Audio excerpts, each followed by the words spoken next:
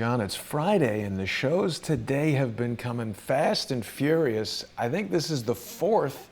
Hello. Hello. How are you? Good to see you. I'm doing all right. Good to see you. I see we've got an Good to see evolving you. lighting situation there in the studio. It's looking good. Oh, and a Christmas wreath Not behind by you. design necessarily. Yeah. Well, that was there last week. Was it? I'm I didn't glad notice you it. noticed. Yeah. So, yeah. It was Very there good. last week. To have that Yeah, I'm there. actually moving the studio, Hmm. and that's why I haven't put out any videos this week after the key logging incident last week. Right. Now, I had to somebody sent reinstall the me a operating system. message. Sorry, John, about that interruption. We've got a Go little ahead. bit of delay. You're far away, and it's going through VPNs and all kinds of whatnot. Now, someone sent me a message about the key logging thing. I forwarded it to you. Can you give us a little background on what that message was about and what you've been able to determine? Well, to tell you the truth, I posted a comment on the OBS bulletin board. And I guess somebody who was listening as an OBS user, they reached out to the OBS guys Right. and said that, we were talking bad about them, which is not necessarily true. Simply that the software popped up and said it was logging keystrokes. So, Right. there's not a whole lot of interpretation to be had there. Hmm. So I think somebody reached out to you, and the OBS guy said, yeah, that's just kind of part of the software, and we log keystrokes from other applications in order to create the macros. But that's not really how the macros are created in What OBS. macros? And well, the way OBS works is it kind of can sequence a whole bunch of different things, like keystrokes and things like that, so that when you click on something in OBS, things happen, audio opens or video opens and things like that. But that it doesn't use it by recording keystrokes. So I'm not sure that I'm buying that explanation. Again, as a software guy, anything that's recording keystrokes, if it's doing it, it needs to do it with your authorization, right? So Right. there's things called end user experience monitoring, and end user experience monitoring means that things like Citibank wants to know how does their software work when it's running on your iPhone, Hmm. right? So when you're doing Citibank banking on your iPhone, how long does it take, right? Does it work well? Does it work poorly? Is it slow? Is it good? So when you've got software that's running on somebody's machine and it's logging keystrokes,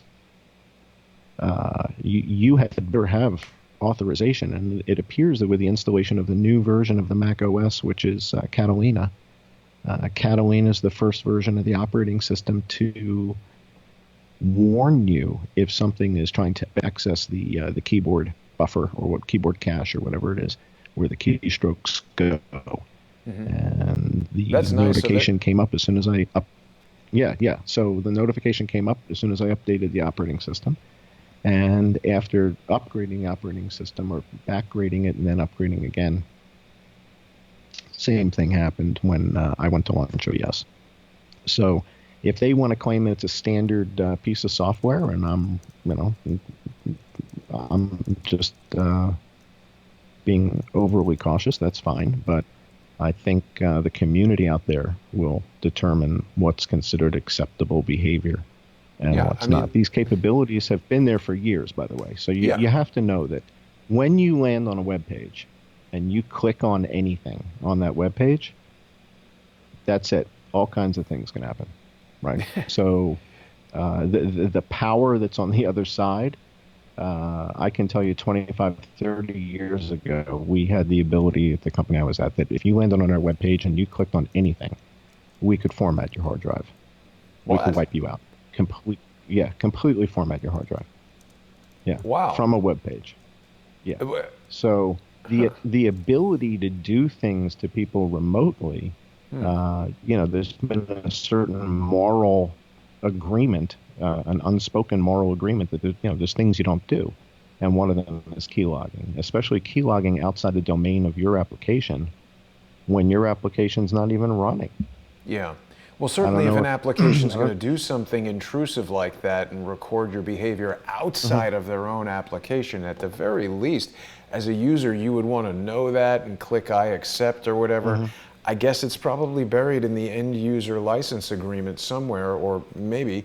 And Possibly. I mean, Possibly. again, this is the Right. type of thing that Possibly. most people just don't read, these end user license agreements. So just so that that Well, viewer and the fact, doesn't think that we ignored their input, I wanted you to address it. And I think no, no, you're, no. Yeah. yeah, Well, the other thing to keep in mind is I think in the viewer's note to you, they said that the sh command is the shell command for Unix, right. and that's not true. The shell for Unix is called bash, B-A-S-H, Hmm. and bash is the shell. And so an application called sh is the one that was asking for permission to log keystrokes outside of OBS. And again, I'm just reading the notifications that are popping up on the Mac. I didn't do any kind of forensic digging in to determine this. The Mac popped up a message and said, SH wants to record your keystrokes. Yeah, well, the internet tells me that You know, SH I'm not doing. Yeah, is a yeah, command language interpreter that executes commands read from a command line string. I mean, it's certainly not saying, hey, to improve OBS, we'd like to log your keystrokes. Do you agree and let us do that? Or no, it doesn't say that. right. So again, But I'm just a we're a bit bit off the suspicious. track. I'm I'm not sorry to accusing interrupt, anybody. John. Yeah, Let me bring you back to what we're going to talk about today, because for sure. viewers who are watching us on the Jason Goodman channel or on Crowdsource the Truth too, I do want to let everybody know that each week when we do John Cullen's Las Vegas investigation, we have these preview shows before they are live stream simulcast on the John E. Hoover YouTube channel. So people can go there and they can watch on the John E. Hoover channel. They can comment, they can like it, you can subscribe. I like this video. And that's a great way for us to let people know about John Cullen's impeachment inquiry. What are we going to get into tonight, John, at 6 p.m. Eastern when we start the show on patreon.com/IamJohnCullen and patreon.com/crowdsourcethetruth? Well, if a lot of people have been commenting on the videos that we've put forward a fair amount of evidence, and people have been saying, you know, the evidence is overwhelming. What do we do? What do we Right. do about it?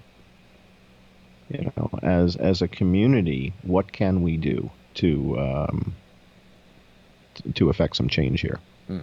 And so, for inspiration, you know, I went through a certain process that we're going to go through when we get to our live show for our Patreon and Subscribe Star supporters.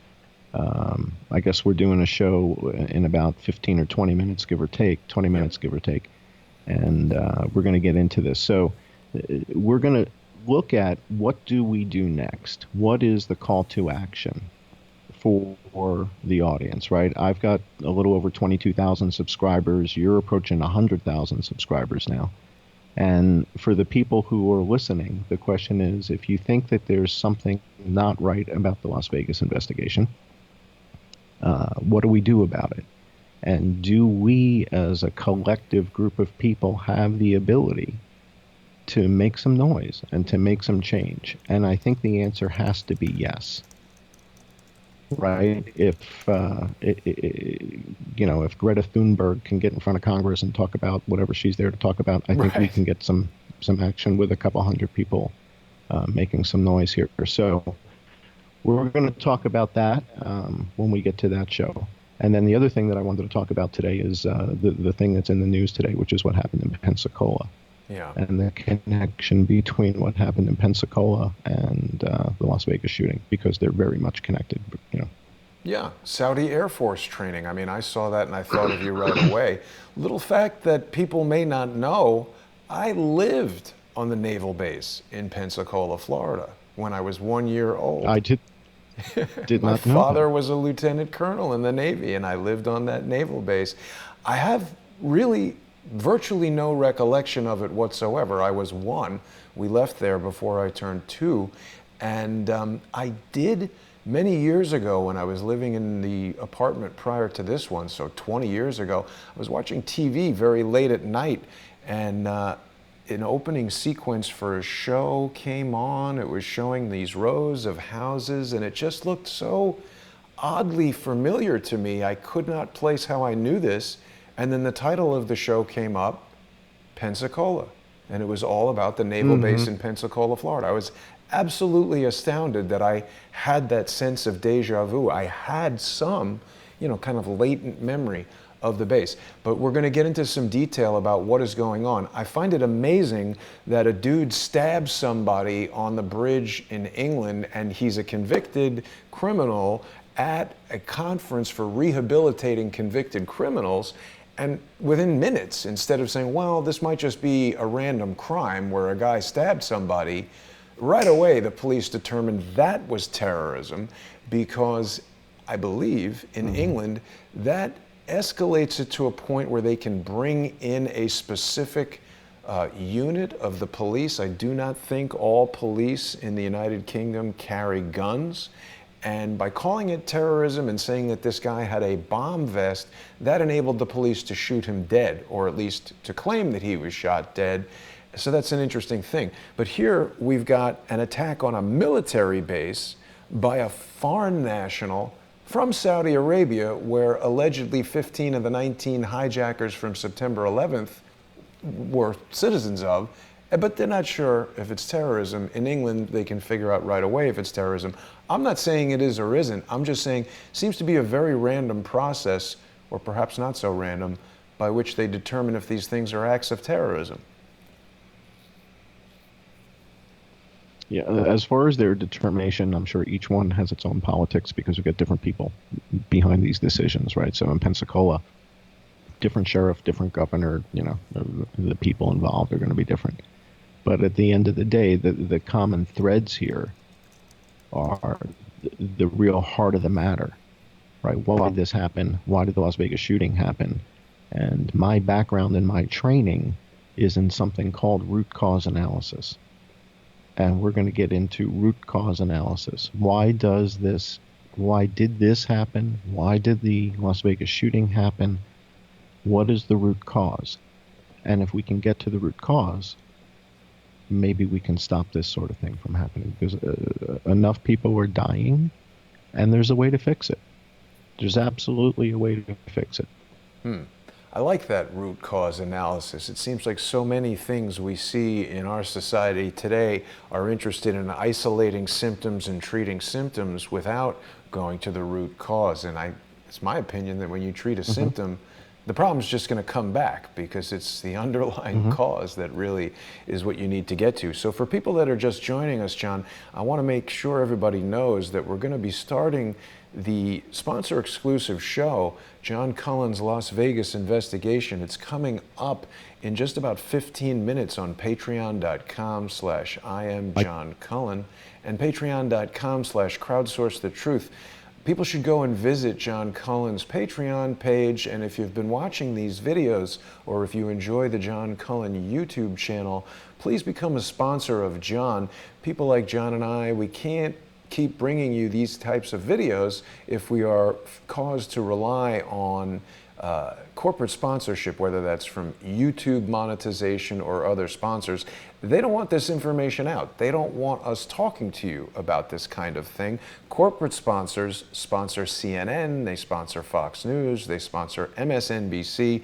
John, have you seen any coverage of the evidence indicating that Saudi Arabian National Guard helicopters were utilized in Las Vegas, or have you seen a lot of nonsense trying to convince us that a dead guy shot everybody out of a window that wasn't broken?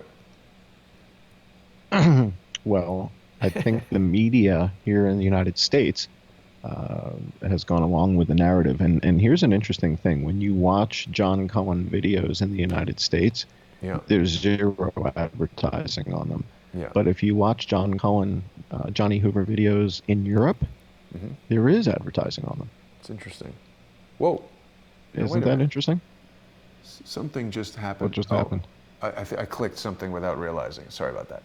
So yeah, we're still live there. Okay. We've got 108 people watching us on the John E. Hoover YouTube channel. People can become subscribers if they aren't already, and we've got a wonderful audience, over 300 watching on the Crowdsource the Truth channels. So John, the momentum is building. People are, I think, opening their eyes, and actually, for whatever reason, Las Vegas, much more so than, let's say, 9/11 or the Kennedy assassination. Maybe this is just, I don't know, maybe I'm incorrect, but it feels to me like a lot of people looked at that Las Vegas shooting and just knew right away something was wrong with what we were being told about it. Certainly. So when you look at the videos on YouTube from the New York Times or from the Associated Press or from ABC 2020, and you look at any of their videos and then you go read the comments, there's so much cognitive dissonance. There's so much disbelief. People are just saying nonsense. There's no way one guy did this from a hotel room. Right. So it seems that the public at large, or at least the public that's watching YouTube or the public that comments on YouTube, isn't buying it. Right. And so the reason the public isn't buying it is because the evidence, the actual footage, just doesn't match the story that we're being told, and we see no gunfire coming from the room. And so the time is on the side of the truth, right? So as time continues to go by and more evidence comes out and more evidence comes out, there's only one way it can go, and that's towards the truth, right? So last week's show, we talked about Carnegie Mellon and the software that they've developed to help pinpoint the location of the shooters, right? So once we're able to run all these different witness videos through that software, right? That's now open source software, by the way. Yeah. So anybody can download that and start doing their own models and seeing what it produces, Right. which is great. So the evidence just keeps compiling. The evidence comes together, and as that continues to happen, there's sort of nowhere to hide with the narrative, right? Where's the narrative? Where are you going to hide? Yeah. You can't escape all this evidence. And so the question is, what do we do about it? As a populace, as American citizens, what do we do about it? Right? What do people in Nevada do about it? What do people in Clark County do about it? Yep. And that's what we're going to talk about at our next show. And for those of you who are subscribers, I can't tell you how grateful I am, and I'm sure Jason is. Yeah. Your support allows us to do this. And That's right. all this junk that's on our desk here and the microphones and the stuff that we need to do this, I mean, this stuff's expensive. Yeah. Now, John, your support makes sorry it to interrupt possible. you. Absolutely. We Yeah, totally appreciate tremendously the generous Patreon and Subscribestar sponsors. I'm sorry to interrupt you, but we are running out of time here on YouTube and Periscope, and we're back on Facebook this week, so the social engineering attacks are not working. We're also on Periscope, where UPinCT is watching, and UPin asks, have you heard back from those students? We're definitely going to discuss that in just under about 12 minutes here on patreon.com/IamJohnCullen and patreon.com/crowdsourcethetruth. John's going to go into some detail on that. And if people didn't get a chance to see the extensive overview of that Carnegie Mellon software, that was in the sponsor exclusive show last week. So if you get on there now, you're going to have access to the entire library of videos, whether you choose to go to I Am John Cullen on patreon.com or Crowdsource the Truth. You're going to be able to watch all the episodes of John Cullen's Las Vegas investigation. The newest one is coming up in about 10 minutes, so we'll see you over there. John, thanks for joining me here for this preview for our wider audience, and hopefully we can get some additional people coming and joining us, sharing these videos, letting people know if you've got a friend who's skeptical about the Las Vegas shooting, about 9/11, about JFK, about this impeachment. This is the type of information they're going to want to see. And as I said, corporate advertisers are not getting behind this. We rely on the individual viewer sponsors, and that's you. We can't thank you guys enough. We'll see you in 10 minutes on Patreon and Subscribestar. Thank you, John. Thank you.